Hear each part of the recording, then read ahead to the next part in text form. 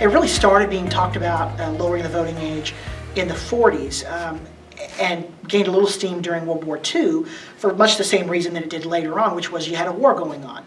The first push for an amendment lowering the voting age began during World War II with Senator Jennings Randolph, with the central cry, "Old enough to fight, old enough to vote."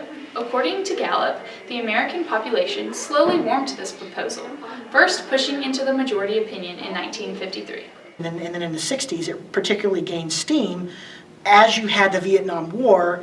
You had younger people who were 18 years old and could be drafted and sent to war, and they weren't able to vote. But passing any form of legislation to allow youth voting was limited by the Supreme Court case Oregon versus Mitchell in 1970.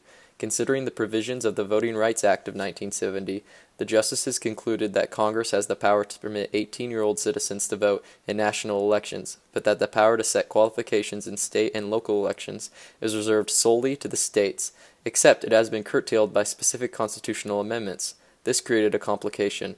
Voting age could not be lowered across the board without a constitutional amendment.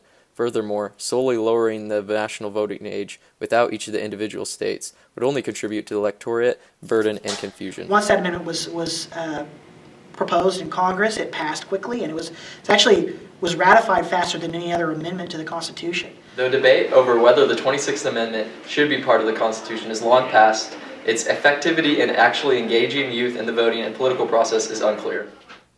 A recent report by the Brookings Institute corroborates this point through investigating the age brackets of 18 to 29.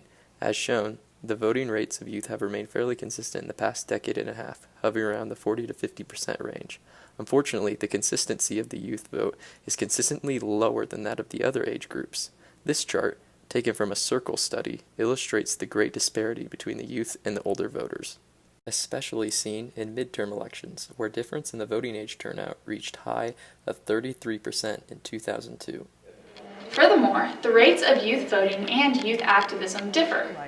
That young people are clear and concrete assets to the country and to their communities, and they have civic participation rates that are around historic highs. Clearly, the youth of this generation are involved in the political process, whether it be through social media or political protests and demonstrations.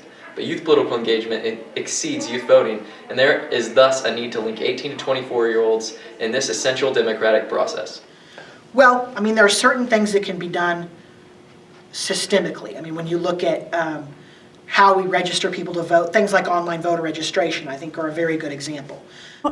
Youth voting is really complicated, and there's a large chance that young people just weren't reached out to. They weren't feeling welcome in the whole electoral space, and so when campaigns and when youth groups reach out to young people, then they respond. And so there was a couple of elections where I think that there was a lack of investment in that. The increased involvement of youth in the political process, specifically with voting, can be facilitated by campaigns, current governmental figures, and special interest groups, intentionally targeting youth with messages catered to their interests.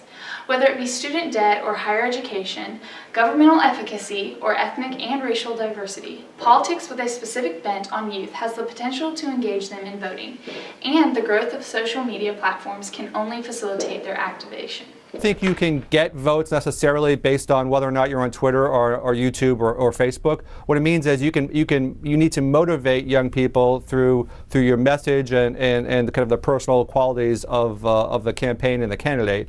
You're able to mobilize young people and to organize them through these new means of social media. With the right message, it's easier to target and to communicate with millennials.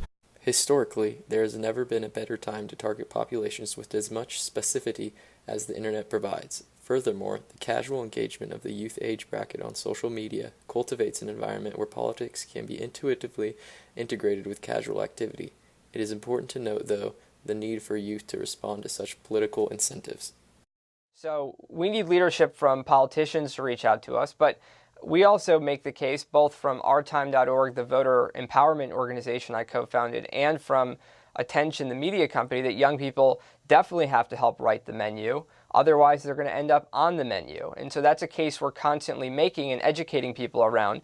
But look, we've also failed young people in schools today. We've dropped civic education from curriculums. People aren't taught how government works. and then we blast young people for not voting and participating when they haven't been educated to do so.